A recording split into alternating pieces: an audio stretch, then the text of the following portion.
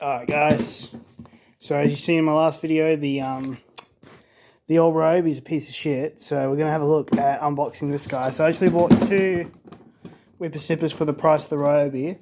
Now, this is for more of your small jobs and stuff. This is more of the backup to the big boy, to the Homelight. Well, it's not really a big boy, but he can't be any shitter than lasting 3 weeks, so I thought I'd give him a chance, and if they are any decent, then we'll give them a shout out. But for now, it's just the unboxing videos. So right now this is on special for 99 Australian dollars. So you get the tool, the skins itself. You get a power exchange. So I've already got a 4 milliamp hour. But a little secret is my brother did let me borrow his for a couple of weeks while I was getting this business started. And I know for a fact that the 2 milliamp hour does get you, and this is on a year-old battery, it does get you a fair bit of up and go. Like, it does get you about 40 minutes of usage out of it. So you get your charger, your 2 milliamp, which is like 30 bucks by itself, or 40 bucks by itself. So realistically, these 2 tools are about 30 bucks a piece.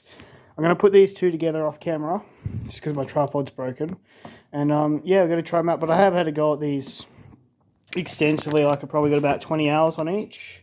Oh, probably about 20 hours on the whippersnipper. The blower, use here and there. It's not, you know, it's not amazing. It's not massively powerful, but it's good just to have a blower. And it's your cheapest option. It just makes you look a little bit more professional when you rock up to jobs. Just have a little blower. Than opposed to not having a blower. I do mention I do charge pretty cheap rates. Like, we're talking small lawns, you're talking like 50 bucks, decent size suburb start houses, you're talking 100 bucks front and back. And I usually do a pretty decent job as well, so they get what they pay for.